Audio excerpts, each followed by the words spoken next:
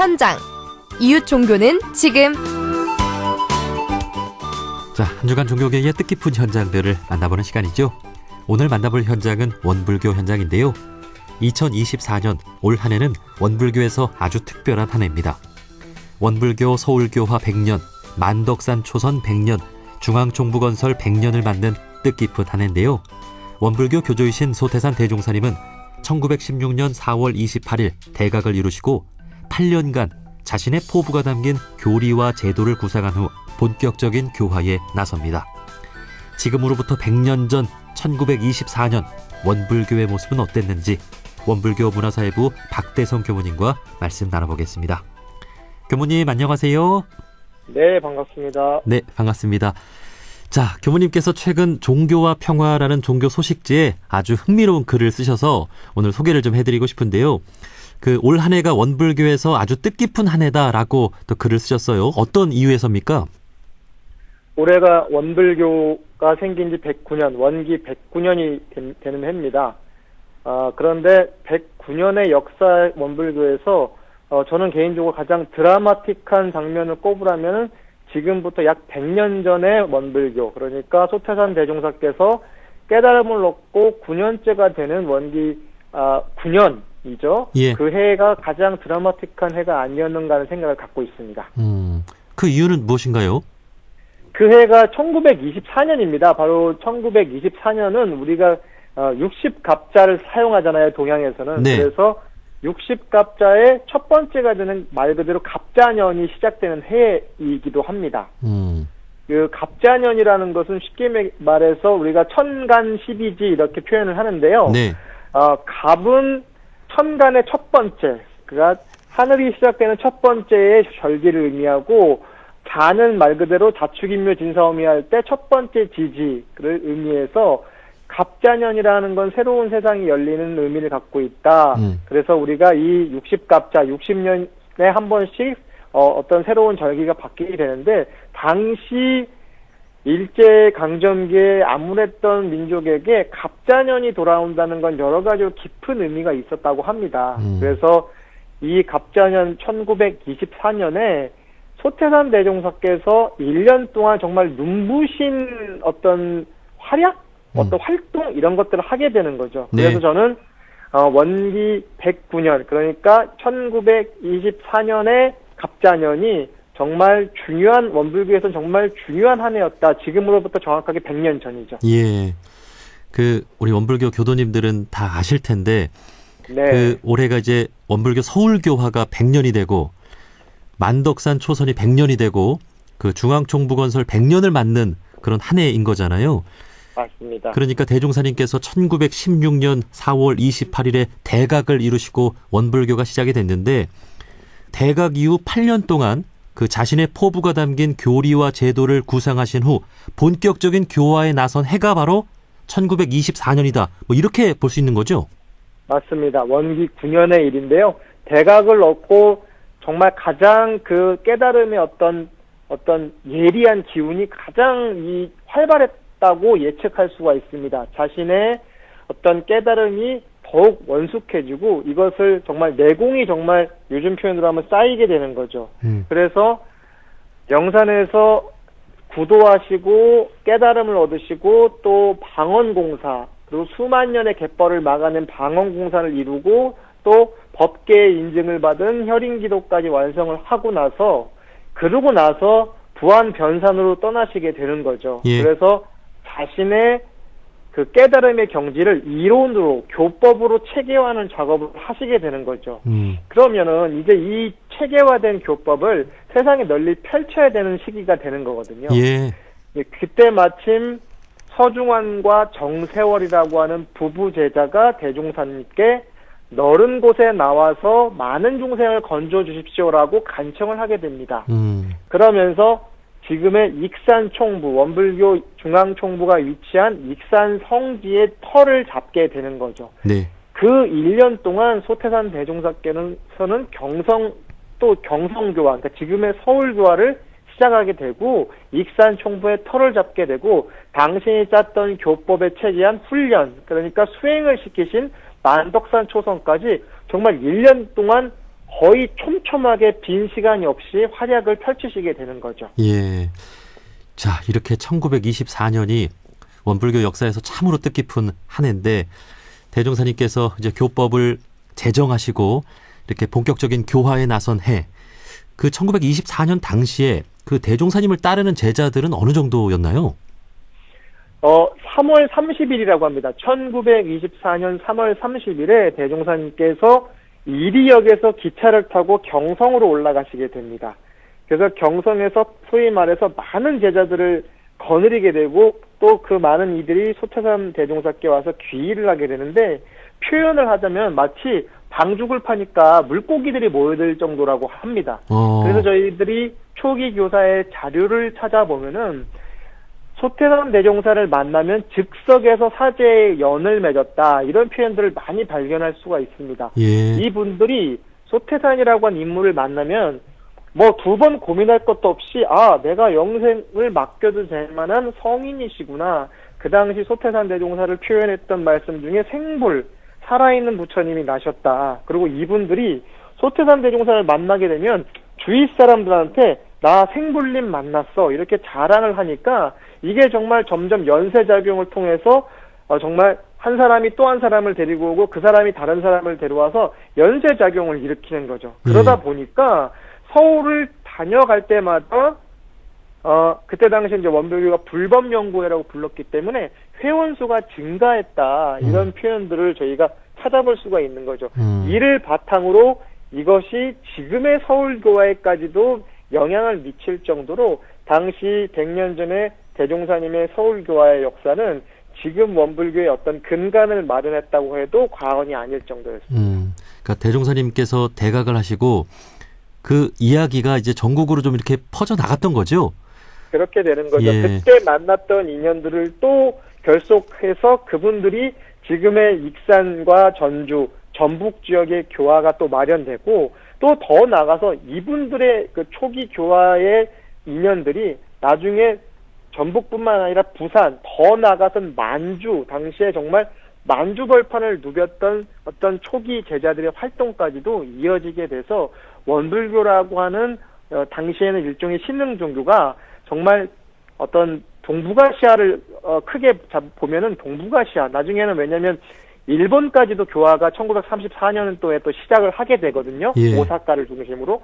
그래서 이런 것까지 놓고 봤을 때는 당시에 이미 세계 교화의 판이 어찌 보면 그 단초가 열리게 된 것까지도 시작됐다 이렇게 볼 정도라고 생각합니다. 예. 그 대종사님의 그 깨달음의 빛이 얼마나 그 밝았을지 참 그때 대종사님을 본 분들의 그런 심경은 어땠을까 그런 궁금증도 드는데 교무님도 좀 궁금하지 않으십니까? 제가 이제 교사를 공부하고 또 초기 교단에 대한 인물들에 대한 역사를 찾아보면은 그리고 많은 사진 자료들이 다행히 많이 남아 있어서 저 그런 사진들을 찾아보게 되면 대종사님께서 대략 키가 180에서 185 정도 되고 체구가 100kg가 넘으신 어떤 정말 당시 기준, 지금 기준으로도 그렇지만 당시의 기준에는 정말 아주 풍채가 위엄이 넘치셨다고 해요. 그래서 예. 많은 분들이 어떤 부분에서는 이분이 성인이, 그러니까 종교가의 면모보다는 정치인 같은 위엄을 풍겼다. 이런 어떤 기록들도 찾아보게 되거든요. 그래서 남자 제자들과 나란히 서서 사진을 찍어도 어깨 이상 차이가 날 정도로 머리 하나 정도 차이가 날 정도로 이게 풍채가 좋으셨다고 해요. 근데 이런 분이 법문을 설하게 되니까 일단 외형적으로도 이분한테 압도될 수밖에 없었고 또 그 법문이라는 것이 이전에는 볼 수 없었던 어떤 내용, 그러니까 세상을 건지고 중생을 건지고 또 정신을 개벽하고 물질 개벽 시대를 준비해야 된다는 이야기는 이전에 100년 전에 한국 사회에서는 뭐 정말 생각해 볼 수도 없었던 어떤 파격적인 가르침이었다는 거죠. 그 이전에는 내 몸 하나 구제하고 또 망해버린 나라에서 정말 희망도 빛도 없었는데 소태산이라는 어른은 앞으로 조선이 어변성룡, 고기가 변해서 용이 될 것이고 그리고 이 나라가 세계정신의 지도국, 도덕의 부모국이 된다는 건 지금 100년이 지났을 때 생각해보면은 지금 한류 열풍이라고 하는 어떤 문화적인 현상 자체가 일종의 그런 상황을 예시하고 말씀하신 게 아닐까라는 생각이 들 정도로 파격적이었죠. 왜냐하면 그 당시엔 조선이라는 나라는 망해버리고 없었던 정말 암흑기가 됐었고 전 세계가 전쟁의 포화 속에 정말 점점 신음할 때였는데 이미 소태산이라는 어른이 미래를 예견하고 희망을 갖고 그냥 용기 내고 힘을 냅시다가 아니라 미래를 전망하고 예언하셨다는 것은 엄청난 희망의 메시지가 아니었을까라고 생각해 볼 수 있습니다. 예. 자, 그렇게 대종사님께서 8년간 그 자신의 포부를 담은 이 교법을 제정하시고 제자들의 재촉으로 이제 경성으로 이제 올라가신 거잖아요. 그렇죠. 그 당시 경성의 상황을 보시고 대종사님의 심경은 어땠을까요?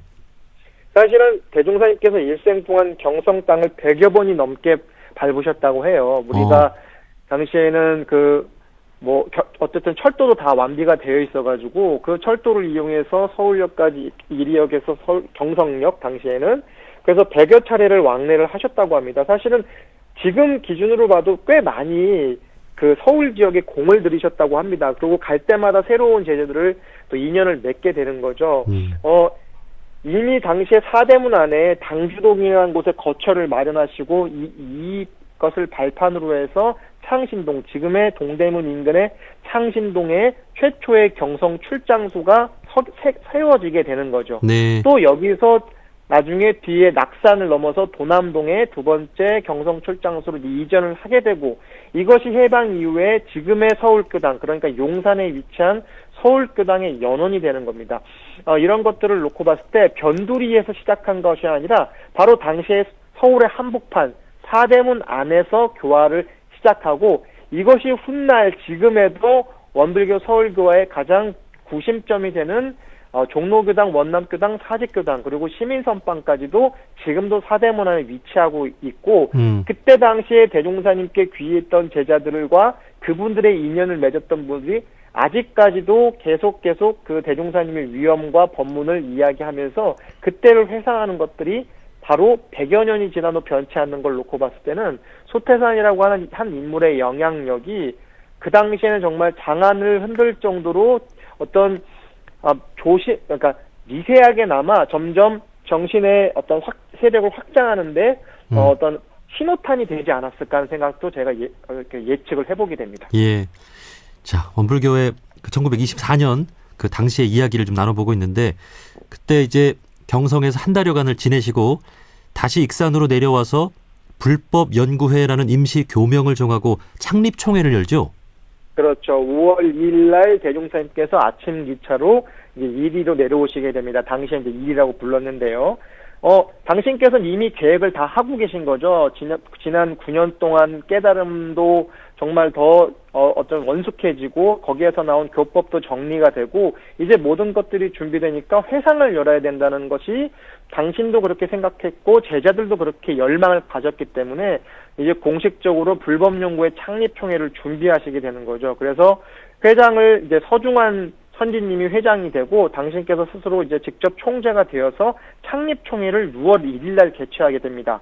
우리가 흔히 알고 있는 그 이리의 보광사라고 한 작은 절에서 이제 창립총회가 열리게 되는 거죠. 그러면서 겸해서 서중환, 정세월 이 두 분의 부부 제자가 익산 총부를 열 수 있는 기지의 땅을 이제 시사하시게 되는 거죠. 이를 통해서 정말 일사천리로 일이 착착착 진행됩니다. 그러면서 여기서 끝이 아니라 이제 이제 불법연구회 창립총회 마친 뒤에 일을 마치는 게 아니라 바로 남덕산으로 넘어가게 돼서 당신이 짰던 교법에 바탕한 훈련법을 실제로 이제 적용을 해보시게 되는 겁니다.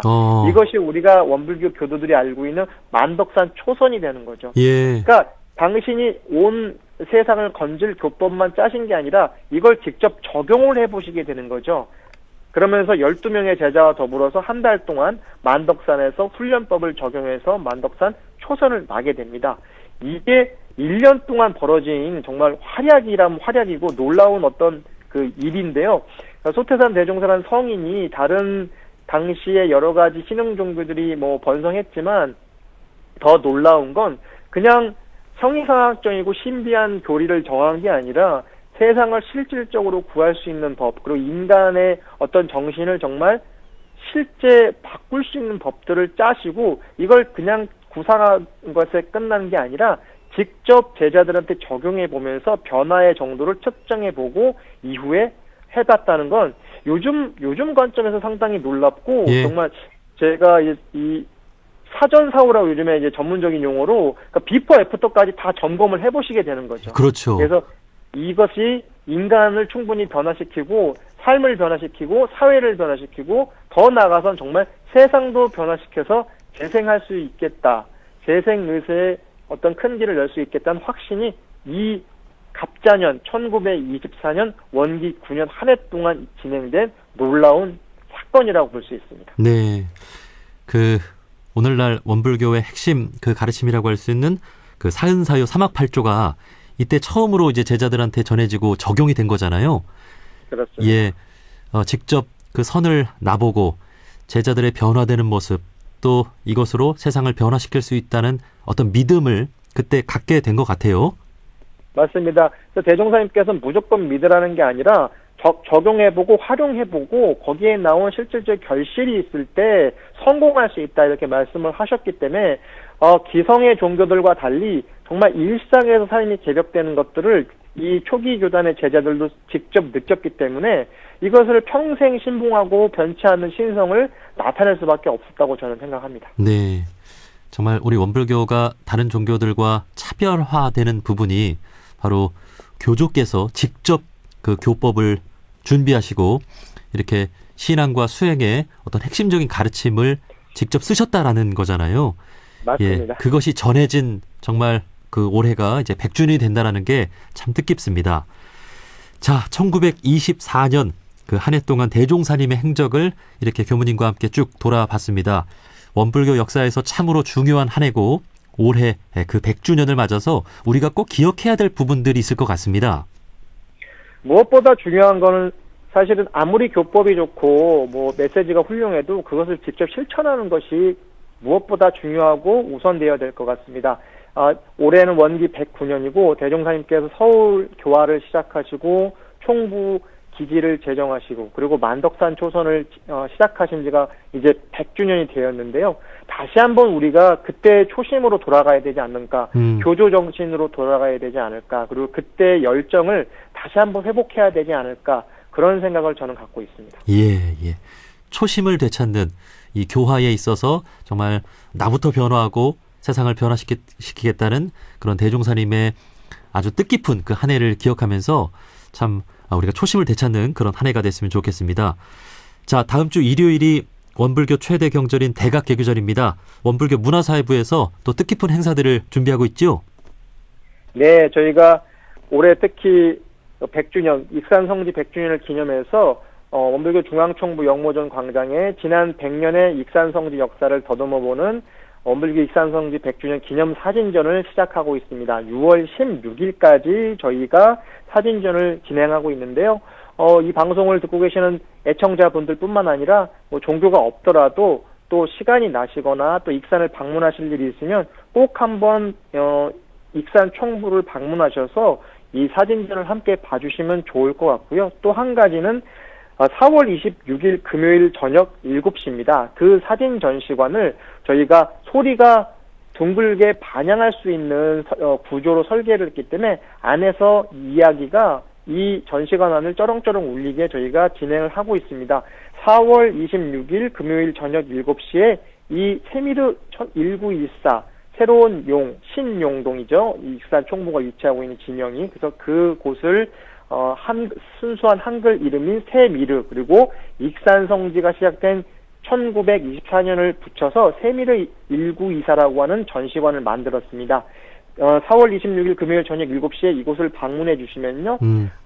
원일 감독이 진행하는 반향이라고 하는 기념음악회가 진행됩니다. 함께 하셔서 또 대각의 기쁨을 함께 나누는 시간이 되면 좋을 것 같습니다. 예, 참 뜻깊은 음악회 사진전 4월 26일에 많은 분들이 또 관심을 갖고 참여해 주시면 좋겠습니다.